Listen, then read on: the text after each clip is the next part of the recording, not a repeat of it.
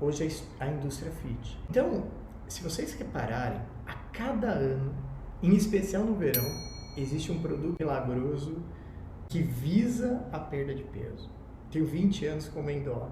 Eu já vi goji berry, cranberry, óleo de coco, a modinha agora é soroterapia, produtos, dieta low protein, agora dieta low carb, dieta cetogênica. E por que essas dietas da moda, elas são falaciosas? Elas não sabem. Primeiro, porque é um estudo pequeno, com um grupo populacional que não necessariamente ele seja replicado.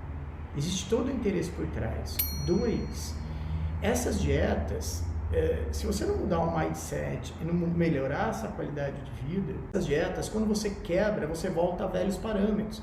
Você volta, elas podem até ser resolutivas por um momento, mas a hora que você interrompe, dependendo da quantidade de perda de peso que você perdeu, volta a dizer, os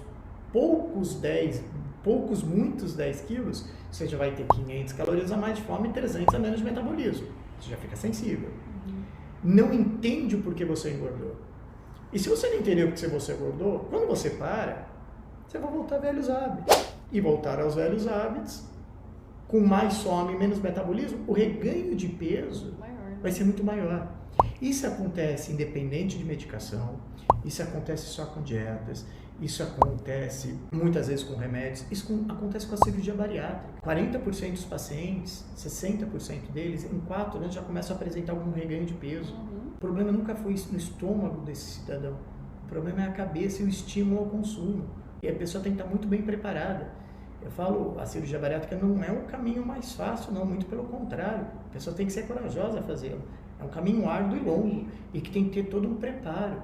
Eu sou a favor dela quando o que define ela não é o peso de um paciente, mas a refratariedade e abordagens sérias, medicamentosas, à perda de peso. E aí sim o paciente está preparado a tomar uma outra decisão da vida que também não é a cura, mas é um controle pontual para que ele se motive a procurar esse eterno aprendizado. Ninguém nasce perfeito, nem eu sou no meu padrão alimentar. Mas se você vai estudando, você vai tentando melhorar, você consegue ter essa qualidade de vida e consegue manter o teu peso a médio e longo prazo, mesmo com envelhecimento, mesmo com menopausa, mesmo com gestação, mesmo com queda de metabolismo. Mas tudo requer um estreito e constante aprendizado. Em primeiro momento, a gente tem que ser um pouco mais agressivo nas restrições, nas escolhas, para você ver o resultado. E isso tem estudos que mostram o benefício. Essa história que você emagrece rápido demais, você recupera rápido demais, é mentira. É o contrário. A velocidade de perda de peso norteia o sucesso do seu tratamento, porque mostra que você quebrou o vínculo com aquele erro alimentar que você tinha antes. E aí o paciente se motiva, é mais fácil manter. Que a estratégia é totalmente diferente da perda.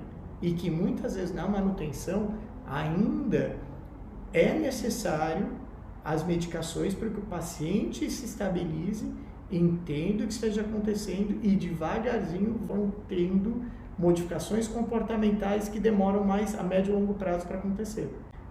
Uma curiosidade, e para a gente discutir como obesidade evolutiva, e a gente tem que tomar muito cuidado, existem 2 tipos de neurônio. Isso eu acho que é muito interessante. O neurônio PONC e o neurônio NPY. O neurônio PONC está relacionado com a redução da fome e melhora de metabolismo. Já o NPY, ele é relacionado com o aumento da fome e redução de metabolismo. Eles estão em constante equilíbrio, porque se a gente só tivesse o PONC, a gente morreria de anorexia. Só que foi descoberto que o ganho de peso crônico, o padrão alimentar, o tecido adiposo, ele é tóxico. E adivinha para qual? Para o PONC. E essa destruição é quase que irreversível. Então, o paciente, quando ele fica muito tempo obeso, essa inflamação da obesidade destrói esse tipo de neurônio, que hoje ainda a gente entende como irreversível. Então, o paciente que esteve muito tempo acima do tempo, ele sempre vai ter um set point alimentar maior do que o outro. Ele sempre vai achar que ele come um pouco menos, quando na verdade ele está comendo mais. Ele sempre vai ter um pouco mais de fome.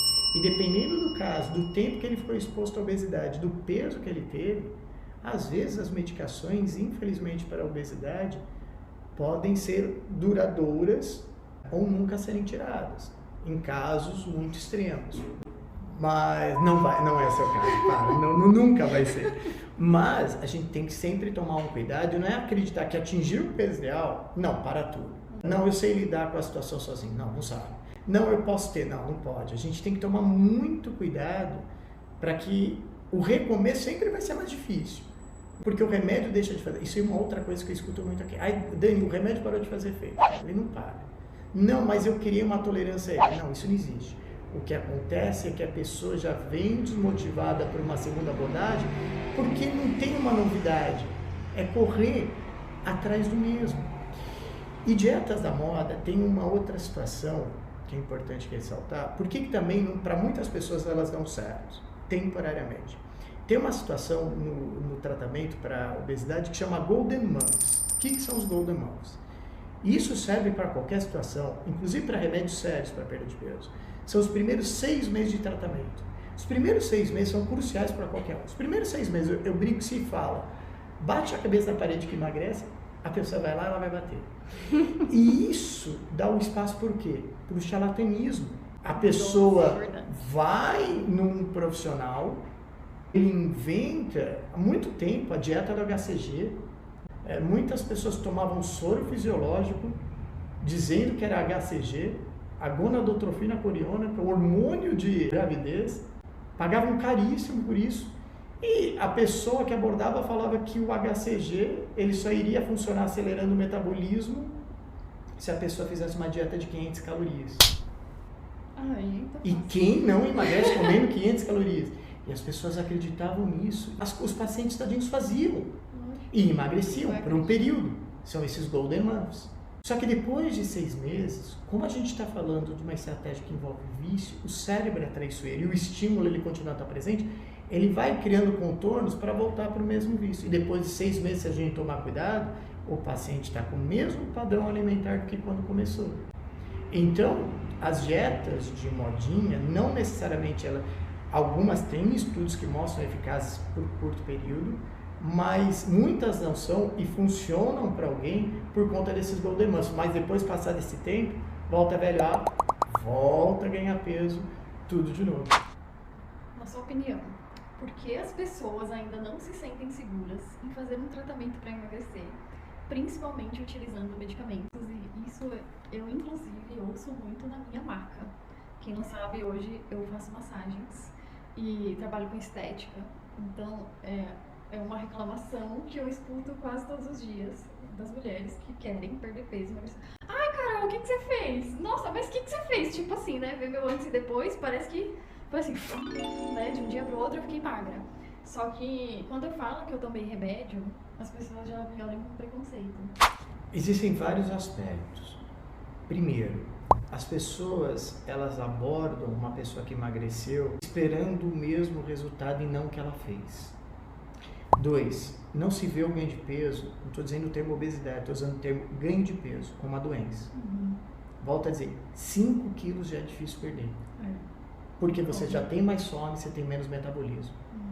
Tem um estudo que mostra que para você perder 10% do teu peso, e uma dieta intensa, monitoração, nutricionista, apenas 2% das pessoas conseguiram atingir esse resultado.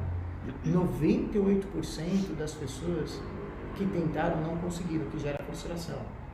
Isso não é desincentivar ninguém a tentar e muito menos incentivar a usar remédios. Até porque hoje a gente está com outro problema, que é o consumo exacerbado de medicações à perda de peso sem orientação. E sempre falo, tudo tem uma estratégia. O remédio ele tem que ser dado para potencializar um acerto, jamais segurar um erro, senão você vai ficar dependente dele o resto da vida. E remédio não causa dependência. Então tem vários fatores.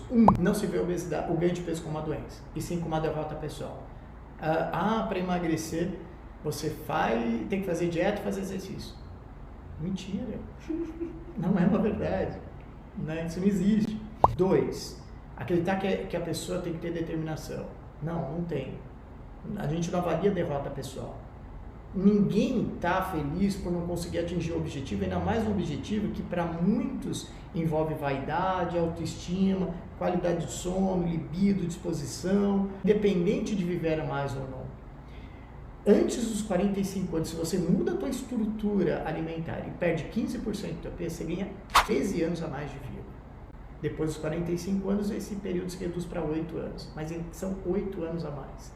O problema não são os 13 ou 8 anos a mais, são 15 anos a mais de vida que você ganha de qualidade de vida para não tratar doenças relacionadas ao ganho de peso ou a um padrão alimentar ruim. Então, primeiro, a gente não enxerga ainda o ganho de peso ou obesidade como uma doença. Até porque vou entender que não é interessante ao mundo. Segundo, que é uma doença relativamente nova. Ela começou na década de 80.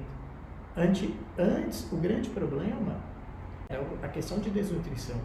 Então, era bonitinho quem era gordinho, quem era saudável, que era sinônimo de riqueza, de sociabilidade e de status. Então, tem o primeiro ponto. 2, eu não me classifico tão velho assim, né? Mas já tenho 20 anos de formado.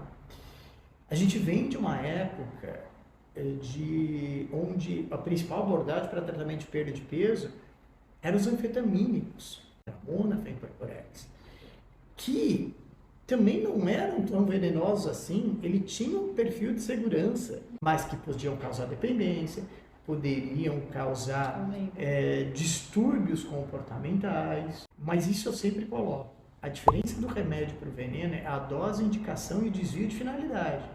Tem muito remédio hoje para obesidade que é seguro, que é saudável e que está se tornando uma outra doença pelo uso inadequado sem um propósito. De lá para cá, as medicações à perda de peso se modernizaram.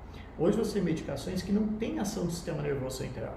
Você tem medicações que são cardioprotetoras, pacientes infartados, velhinhos, idosos, podem e se beneficiam dos usos delas, com um propósito.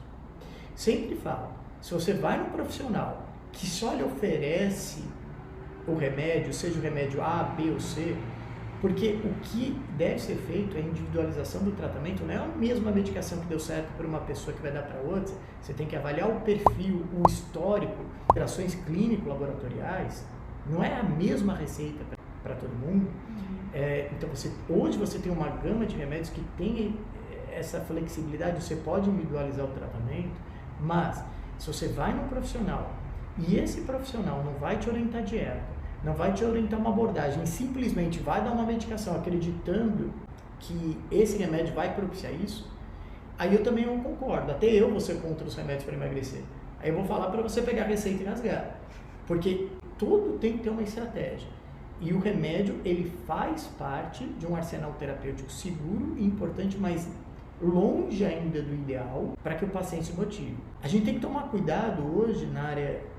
E estou falando isso, eu faço uma autocrítica a nós endócrinos, tá? Aos endócrinos sérios, aos médicos que tratam a obesidade de uma maneira séria. A gente tem que tomar cuidado para não virar propagandista de laboratório.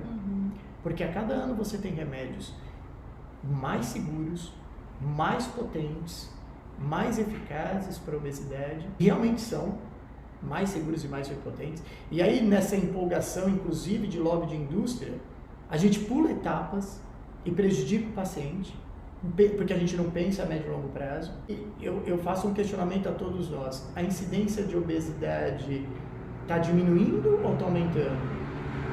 Se esses remédios fossem a solução também, exclusivamente, ela estaria diminuindo. E, na verdade, ela só vem crescendo. Todos nós hoje, infelizmente, não vinculando agora só a ciência, mas vinculando a uma rotina. A grama do vizinho é sempre mais verde. Nós somos muito geração rede social. Eu vejo, de cada 10 consultas novas que eu atendo, 9 usaram algum remédio desses mais modernos para perda de peso, tiveram resultados pífios, horríveis, porque usaram sem orientação ou sem um propósito. Quem usa remédio para emagrecer e não tem resultado, fica quieto e não se expõe. E a gente não fica sabendo.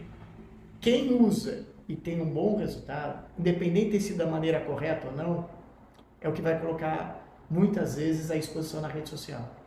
Isso vai frustrar quem não deu certo, e isso vai, por vezes, estimular outras pessoas a fazer o mesmo errado.